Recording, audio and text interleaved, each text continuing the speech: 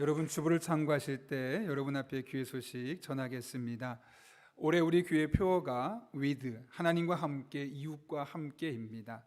이 표어처럼 우리가 하나님과 더 깊어지는 한 해, 또 그렇게 받은 은혜로 이웃과 더 넓어지는 한 해, 그런 한 해가 되기를 늘 기도하며 그런 은혜가 있기를 또한 간절히 소망합니다.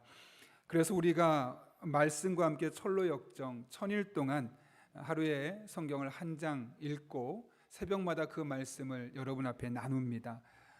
내일 문자로 보내드릴 텐데요, 혹시 창세기 1장 토요일에 못 읽으신 분은 오늘 읽으시고 내일 2장 읽으시고 이렇게 하루에 한 장씩 읽어 나가시면서 새벽마다 들려주시는 그 말씀을 한번 들어보시면 여러분의 신앙생활에 많은 유익이 있을 것이고, 이렇게 기록 1년은 아니지만 3년 정도의 성경을 일독할 수 있게 될 겁니다. 처음부터 끝까지 우리 한번 동참했으면 합니다. 오늘은 신년 감사 주일 예배로 드리고 있고요. 2020년 감사 제목 및 2021년 기도 제목을 여러분 앞에 보내드렸는데요. 혹시 못 받으신 분은 교회로 연락해 주시길 부탁드리고, 받으신 분들은 이렇게 교회로 문자 사진을 찍어서 우리 교금 목사님에게 보내주시거나 저희가 안내 문자 드린 것으로 설문지처럼 보내주시면 됩니다. 또 기회가 되시는 분들은 겸사겸사 교회 방문하실 겸 주중에 잠깐 들러서 사무실에 놓고 가셔도 됩니다. 어쨌든 꼭 여러분의 신년 기도 제목을 써셔서 교회 주시면 저희가 올 한 해 여러분을 위해서 함께 교역자들이 교구별로 또 전체 같이 기도하도록 하겠습니다.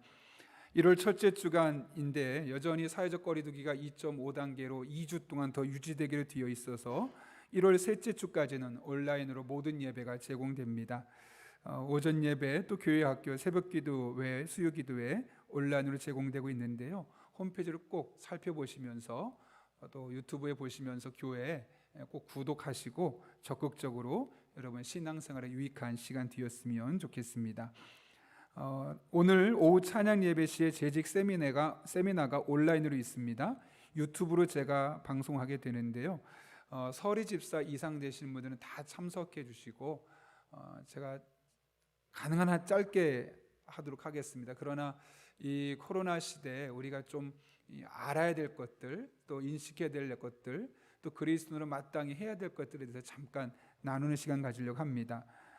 그리고 다음 주에는 오이코스 전체 모임을 하게 되는데, 그때는 제가 다시 줌으로 해서 인도를 하고 여러분과 이렇게 소통하는 시간을 가지려고 합니다. 계속해서 안내합니다. 2021년 상반기 훈련과정 모집하고 있는데요, 여러분 자세히 참고해 주시고 적극적으로 동참해 주셔서 여러분의 신앙의 성장을 이뤄갈 수 있기를 바랍니다. 아울러 오늘 재직회가 있습니다. 재직 세미나 후에 2020년 결산과 2021년 예산을 가지고 여러분 함께 나누려고 하는데요, 전 재직들에게 줌 링크를 문자로 보내드리겠습니다. 그 줌에 접속하시면 여러분이 실시간으로 교회에서 보고하는 것을 들을 수 있게 되고, 또 여러분이 말씀하는 것을 교회에서 함께 나눌 수 있게 됩니다. 재직 세미나에도 여러분 적극적으로 재직 회에도 동참해 주시길 부탁드리고, 끝나고 난 이후에 당회가 있습니다. 교우 소식입니다. 윤진경 양, 윤혜기 집사님, 손원옥 권사님의 딸이죠. 이번 주 토요일 오후 2시에 결혼식이 있습니다. 여러분들 잘 참고해 주시고, 이렇게 만날 수 없는 이때지만 이 결혼식이 그 어느 때보다 복된 결혼식 될 수 있도록 많이 기대해 주시고 격려해 주시고, 또 우리 결혼하고 나서 우리 교회 두 부부가 다니기로 했는데 또 잘 정착하고 교우들과 교제할 수 있도록 힘써 주시기를 부탁드립니다. 안타까운 소식이 있습니다. 이윤정 집사님의 부친께서 하나님의 부르심을 받았습니다. 금요일에 돌아가셨는데요, 그날 저와 통화하던 중에 이제 아버지의 마지막을 못 보시고 많이 우시는 모습이 참 안타까웠습니다. 내일 발인 예배가 있다고 하는데요, 우리가 가지는 못하시는 분들 권위가 워낙 있다 보니까요, 그래도 함께 격려해 주시고 그 슬픔을 잘 이겨낼 수 있도록 같이 기도해 주시기를 부탁드립니다. 더 자세한 광고는 주부를 참고해 주시고 제가 기도하고 하나님의 말씀 나누겠습니다. 거룩하신 아버지 하나님, 오늘도 우리를 주님 전에 불러주시고 예배 가운데 특별히 말씀을 듣는 귀한 시간 주신 것 진심으로 감사를 드립니다. 마음의 문을 열어주시고 말씀이 내게 주시는 말씀으로 들려지게 해주셔서 2021년이 지난해보다 더 복된 해로 살아갈 수 있도록 은혜를 더하여 주옵소서. 예수님의 이름으로 기도하옵나이다. 아멘. 우리 한번 옆에 있는 분에게, 이렇게 앞뒤 좌우에 있는 분에게, 또 가정에서는 가족과 이렇게 인사하겠습니다. 당신의 2021년 기대가 됩니다. 이렇게 축복하겠습니다.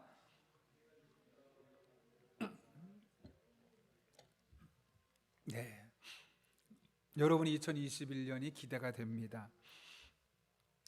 제가 알고 있는 분 중에 유머 강사로 이제 일하고 계신 분이 있는데요. 그분이 일주일에 한 번씩 유머를 저에게 보내줍니다. 그런데 그 보내준 유머 중에 이런 이야기가 있습니다. 고등학교에 한 고등학생이 전학을 왔는데 누가 봐도 좀 놀아본 아이인 겁니다. 그 아이가 이제 전학 온 다음 날 학교에 와서 갑자기 맨 앞에 교탁에 서더니 친구들에게 큰 소리로 말합니다. 야, 나보다 싸움 잘한다고 생각하는 놈들 손 들어봐. 했더니 교실이 조용해집니다. 그런데 보니까 그 반에 좀 꽤 싸움하는 녀석들이 몇 명 있었던 것 같습니다. 한 4명 정도가 손을 딱 드는 겁니다. 그랬더니 이 친구가, 그 전학 온 학생이 교실을 쭉 둘러보며 이렇게 말합니다. 그럼 앞으로 이 반에서 내가 5등이다? 별 안 웃습니까? 일부는 좀 웃으셨는데, 알았지? 하고 끝냈다는 거죠. 여러분, 사람은 누구나 인정받고 싶은 욕구가 있습니다. 어떤 사람은 그래서 돈으로 인정받고 싶어하고, 어떤 사람은 학벌로, 어떤 사람은 외모로, 혹은 나 이런 사람 알아, 인맥으로, 어떤 사람은 자신의 신앙을 더 인정받고 싶어서 이름만 들어도 알 수 있는 그런 큰 교회 다니면서 나 이 교회 다녀, 나 이 목사님 설교 들어 하면서 누군가에게 각각 자신이 더 인정받고 싶어하는 모습들이 있습니다. 거의 대다수의 사람이, 어쩌면 99.999%가 누군가로부터 인정받으며 살아가려고 합니다. 왜냐하면 누군가에게 인정받을 때 내가 살아있음을, 내 존재의 의미를 발견할 수 있기 때문에 그렇지요. 예전에 제가 부교육자로 사역할 때 나이도 저보다 몇 세나 더 많고 또 학력으로도 저보다 몇 년 선배이신 목사님이 계셨습니다. 전도사 시절에 워낙 많이 챙겨주셨고 그때그때 제가 어떻게 사역해야 될지를 말씀해 주셨던 그 목사님에게 제가 목사 안수를 받고 나서 어떻게 하면 목사로서 잘 사역할 수 있을까 그렇게 진작에 고민하는데, 막상 목사가 되는데 어떻게 할지 몰라서 목사님에게 찾아갔습니다. 목사님, 제가 전도사 때는 빨리 목사가 되고 싶었는데 막상 목사가 되고 나니까 어떻게 해야 좋은 목사가 될지 잘 모르겠습니다. 그랬더니 그 목사님이 이런 말씀을 해주셨습니다. 사람에게 인정받지 못하면 하나님께도 인정받지 못합니다. 짧은 말이지만 참 긴 여운이 남았습니다.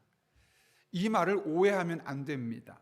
사람에게 인정받는 것이 가장 중요하고 하나님은 그 뒤야 라는 말이 아니죠. 사실 많은 경우는 우리가 사람의 인정을 받으려다 하나님께 외면당하는 경우가 얼마나 많습니까? 그래서 사도 바울도 갈라디아서 1장 10절에서 이렇게 말하죠. 이제 내가 사람들에게 좋게 하랴, 하나님께 좋게 하랴, 사람들에게 기쁨을 구하랴. 내가 지금까지 사람들의 기쁨을 구하였다면 그리스도의 종이 아니니라 라고까지 말했습니다. 그러므로 사람에게 인정받지 못하면 하나님께도 인정받지 못합니다 라는 말은 사람들의 눈치나 보며 살라는 말이 아니라 오히려 보이지 않는 하나님께 인정받기에 앞서 내 눈에 보이는 사람에게 먼저 인정받는 사람이 될 수 있어야 한다라는 것이죠. 저는 그날 들었던 말이 제가 지금까지 살아오는데 아주 큰 영향을 주었습니다.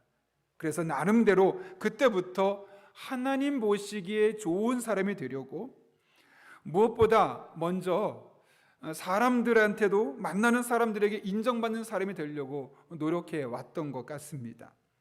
그리스도인은 무엇보다 하나님께 인정받는 사람이 되어야 합니다.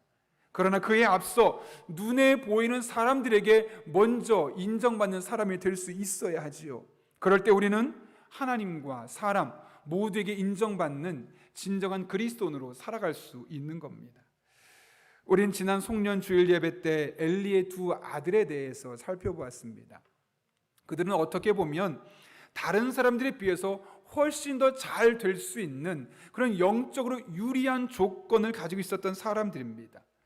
근데 그럼에도 불구하고 그 영적인 혜택을 알지 못했고 결국 하나님 앞에 무가치한 사람, 있으나 마나한 사람으로 전락해버리고 말았지요. 반면 오늘 살펴볼 본문은 그들에 비하면 절대적으로 불리한 환경에 있었던 사무엘이 어떻게 하나님께 인정받는 사람이 될 수 있었는지에 대해서 우리에게 말씀해 주고 있습니다. 여러분, 오늘 본문에서 사무엘을 어떤 사람으로 묘사하고 있습니까? 26절 보면 이렇게 말합니다. 아이 사무엘이 점점 자라매 여호와와 사람들에게 은총을 더욱 받더라. 오늘 본문은 사무엘에 대해서 하나님과 사람들에게 은총을 계속해서 더욱 받아가는 사람이 되었다라고 이야기하고 있습니다. 여기 나오는 은총이라는 단어는 히브리어 토부인데 좋은, 아름다운 이라는 의미를 갖고 있죠. 구약 성경에 560회 정도 나오는 이 토부라는 단어는 창세기에서 하나님께서 세상을 만드실 때 가장 먼저 나왔습니다. 하나님께서 매일매일 이 세상에 하나씩 하나씩 만드시고 그때마다 덧붙인 말이 있죠. 보시기에 좋았더라. 마지막에 사람을 만드시고는 보시기에 심히 좋았더라 할 때 이 좋았더라가 바로 토부라는 단어입니다. 그런데 바로 그 단어가 오늘 이 사무엘에게 사용되고 있다는 것이죠. 무슨 말일까요? 사무엘의 인생이 마치 하나님이 사람을 처음 만드시고 보시기에 심히 좋았던 바로 그때 그 모습과 같았다라고 말씀하는 것 아니겠습니까? 다른 말로 하면 사무엘이 하나님께서도 인정하실 만큼 아름다운 인생을 살았다라는 것을 우리에게 보여주고 있는 것이죠. 성경에 보면 하나님께서 특별히 인정하시며 자랑스러워했던 사람들이 있습니다. 그 중에 하나가 바로 욥이죠. 사단이 여러 곳을 다니다가 하나님 앞에 나왔습니다. 그리고 성도들을 이제 시험하고 참소하려고 할 때 하나님께서 먼저 그 사단에게 이렇게 말씀합니다. 욥기 1장 8절인데요. 여호와께서 사탄에게 이르시되 네가 내 종 욥을 주의하여 보았느냐? 그와 같이 온전하고 정직하여 하나님을 경외하며 악에서 떠난 자는 세상에 없느니라.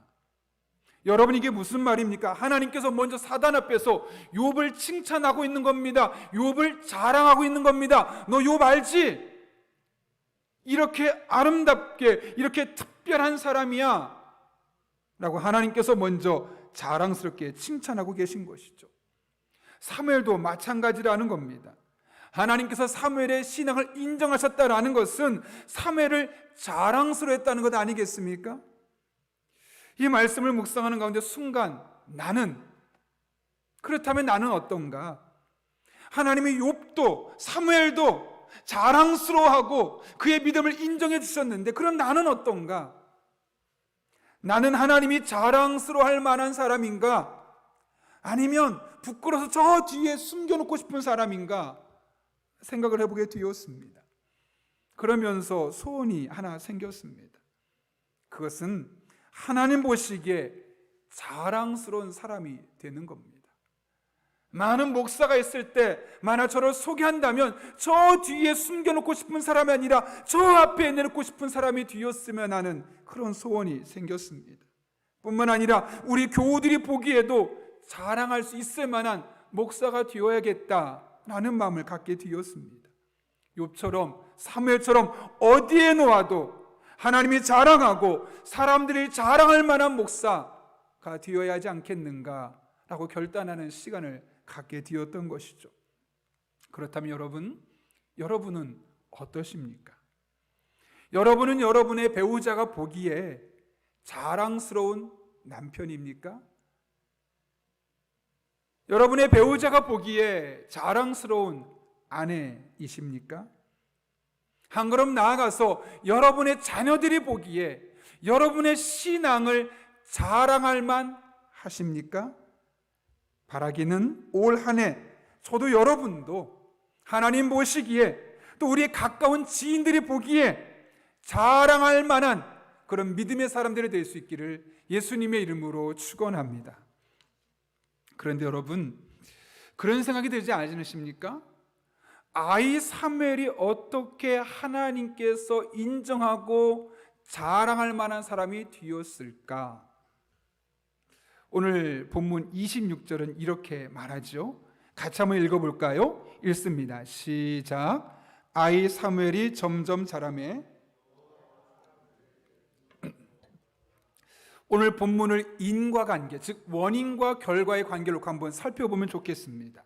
여러분, 사무엘이 하나님과 사람들에게 은총을, 즉 아름다운 인생이 되었다고 자랑할 만한 사람이 되었다고 했습니다. 그런데 그렇게 평가받게 됐던 이유가 무엇이라고 말씀합니까? 그 앞에 보면 사무엘이 점점 자랐기 때문에, 여기서 자랐다는 말은 키가 커졌다거나 몸이 좀 커졌다, 이런 것을 의미하지 않습니다.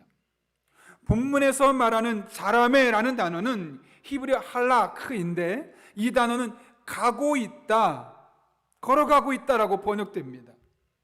그래서 이 말은 주로 어디 쓰이냐면 하나님이 가는 길을 따라간다, 하나님의 길을 쫓아간다, 추종한다 라는 의미로 매우 많이 사용되죠.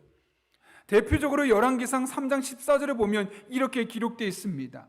내가 만일 내 아버지 다윗이 행함같이 내 길로 행하며 내 법도와 명령을 지키면 내가 또 내 날을 길게 하리라. 여러분, 열왕기상 3장은 여러분이 잘 아시는 것처럼 솔로몬이 1000번의 번제를 드리고 나서 하나님께서 그를 축복하시는 장면입니다. 그러면서 솔로몬에게 뭐라고 말씀하냐면, 네가 만일 네 아버지 다윗이 행함같이 그대로 행하면 내가 너에게 복을 줄게 라고 말하는데, 여기 다윗이 행함같이 할 때 이 행함이라는 단어가 바로 할라크, 좀 전에 아이가 점점 자라매 라는 그 단어가 똑같이 쓰였다는 것이죠. 다시 말하면 사무엘이 다윗처럼 하나님의 길로 행하고 하나님의 말씀을 지키는 행동을 하고 있었다는 것을 우리는 짐작할 수 있는 겁니다. 그러므로 여러분, 사무엘이 점점 자랐다는 것은 그의 신앙이 나이가 들어갈수록 점점 성장해 갔다는 것을 의미하고, 하나님은 그런 사무엘의 모습을 보며 그의 믿음을 인정하고 그를 자랑스러워했다라고 우리에게 말씀해 주고 있는 겁니다. 이를 통해 우리는 하나님께서 우리의 영적인 성장을 얼마나 많이 기뻐하시는지를 알 수 있습니다. 아니, 기뻐하는 정도가 아니라 끊임없이 신앙의 성장을 위해 노력하는 우리의 모습을 보고 자랑스러워 하십니다. 이에 대해 사도 바울은 에베소서 4장 13절부터 15절에서 이렇게 말합니다. 우리 같이 한번 읽어볼까요? 같이 읽겠습니다. 화면 보고 시작. 우리 모두가 하나님의 아들을 믿는 일과 아는 일에 하나가 되고 온전한 사람이 되어서 그리스도의 충만하심의 경제까지 다다르게 됩니다. 우리는 이 이상 더 어린아이로 있어서는 안 됩니다. 우리는 인간의 속임수나 간교한 술수에 빠져서 온갖 교훈의 풍조에 흔들리거나, 우리는 사랑으로 진리를 말하고 살면서 모든 면에서 자라나서 머리가 되시는 그리스도에게까지 다다라야 합니다. 아멘. 무슨 말입니까? 더 이상 어린아이의 신앙에 머물러서는 안 된다. 이게 무슨 말일까요? 자꾸 성장해 가야 되는데 예전에 그 모습 그대로 남아있어서는 안 된다. 그럼 여러분, 여기 본문에서 말하는 어린아이의 특징이 무엇입니까? 여기 보게 되면 인간의 속임수나 간교한 술수에 빠져서 여러 가지 교훈의 풍조에 흔들리고 이리저리 밀려다니는 것. 다수의 사람이 그렇다고 하면 거기에 따라가고, 이 시대가 그래 그럼 시대 정신의 흐름에 편승하는 이런 모습을 말씀하는 것 아니겠습니까? 이 세상의 다양한 가치와 생각들에 좌우되고 하나님의 말씀과 신앙의 중심이 되지 않은 삶을 이야기하는 것 아니겠습니까? 그런 삶을 하나님이 기뻐하시지 않는다는 거죠. 더 이상 그런 모습에 머물지 말고 벗어나라는 것이죠.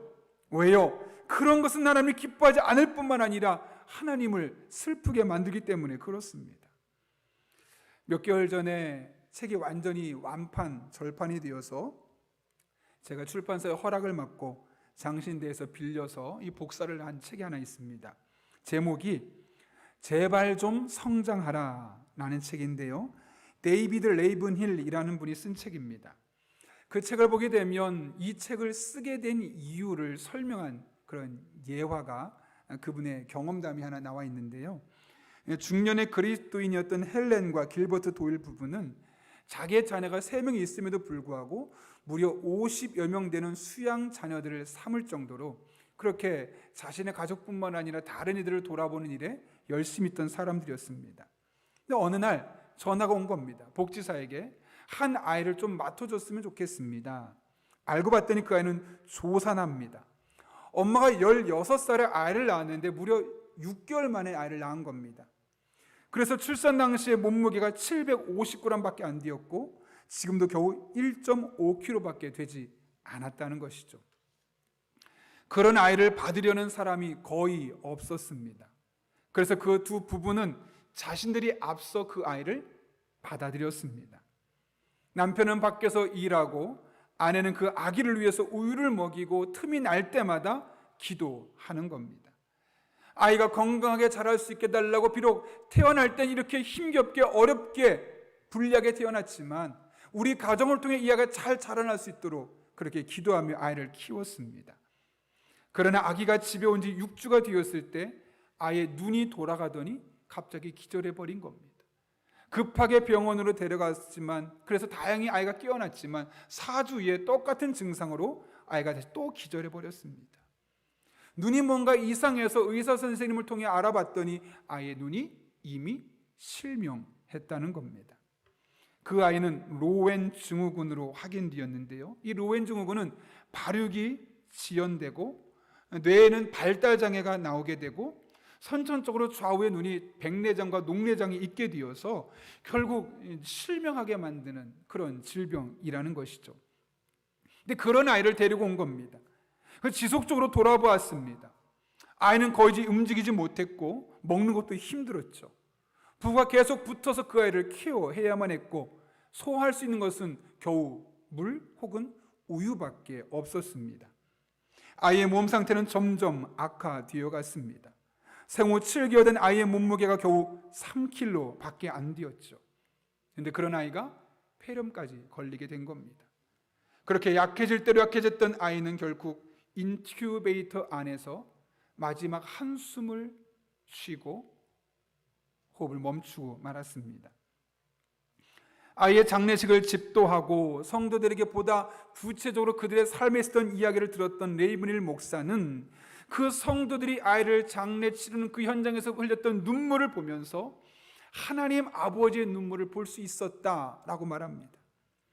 이제까지 마땅히 영적으로 성숙한 남자와 여자의 성도로 자랐어야 하지만 안타깝게도 발육이 안 되어서 젖먹이로 머물러 있는 수많은 성도들 때문에 눈물을 흘리고 있는 하나님 아버지의 모습이, 그 조수가가 죽어가는 현장에서 눈물 흘리고 있었던 그 두 부부의 모습과 오버랩 되었기 때문에 그런 것이죠. 그래서 그때 그 하나님의 마음을 헤아리며 이 책을 쓰게 되었다는 겁니다. 그래서 그 책의 제목도 아주 강렬하죠. 제발 좀 성장해라. 그러면서 그는 이 책에서 이렇게 말합니다. 지금 교회는 그리스도를 안다고는 고백할 수 있지만 성장은 멈추어버린 성도들로 가득하다. 지금 교회는 그리스도를 안다고 고백할 수는 있겠지만 성장은 멈추어 있는 성도들로 가득하다. 교회를 다니면서 구원을 압니다. 신앙생활의 원리는 압니다. 그러나 과거에 좋았던 신앙생활에 그 머물러 있는 사람들, 더 이상 신앙의 성장을 꾀하지 않는 사람들, 그런 사람들이 교회 안에 많이 있다는 것이죠. 그리고 그 결과 성도들은 좀 전에 이야기에 나오는 그 조수가처럼 하루하루를 힘겹게 버겁게 헐떡이며 살아가고 있다는 겁니다. 그런 만큼 신앙의 성장은 우리에게 중요한 겁니다. 결국 그것이 우리를 더 나은 삶으로 이끌어가기 때문에 그런 것이죠. 이 같은 사실을 너무나 잘 알고 있던 사도 바울은 그래서 디모데에게 이렇게 권면하죠. 디모데전서 4장 15절인데요. 우리 한번 같이 읽었으면 좋겠습니다. 한 목소리 읽습니다. 시작. 이 일들을 명심하고 힘써 행하십시오. 그리하여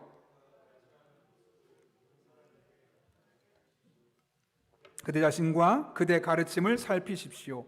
이런 일을 계속하십시오.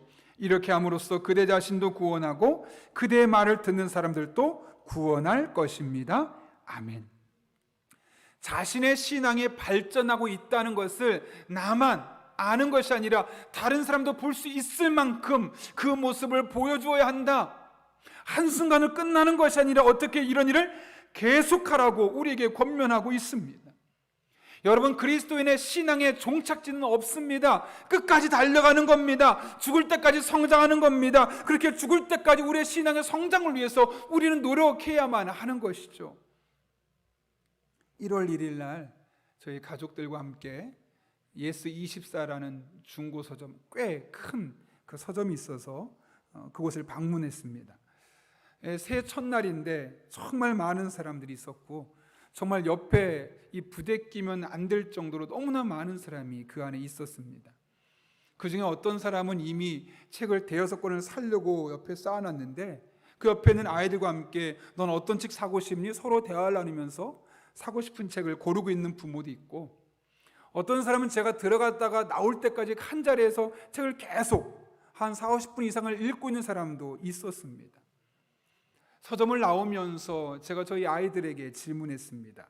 얘들아, 저 사람들, 저 서점에 있던 사람들, 그 주변에 쇼핑을 온 사람 말고 서점에 왔던 저 사람들, 돈도 잘 벌 수 있을 것 같고 자기가 하고 있는 일에서 성공할 것 같니? 아니면 그렇지 않을 것 같니? 물론 이거 하나만으로, 책을 본다는 것 하나만으로 그 사람이 잘 될 수 있다, 못 된다 평가하기는 너무나 작은 요소이지만 그래도 무시할 수 없는 요소이기에 그렇게 물어봤습니다. 여러분, 아이들이 뭐라고 대답했을까요? 잘 될 것 같다는 겁니다.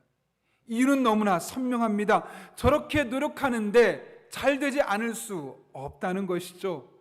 새해 첫날부터 와서 책을 읽어가며 자신을 새롭게 하고 지식을 확장하고 변화를 주려는 모습을 보면 저 사람은 지금 당장은 남들이 보기에 떵떵 소리치며 자랑할 만한 위치는 안 있다 할지라도 시간이 지나면 성장하고 시간이 지나면 더 나은 사람이 될 것은 분명하다.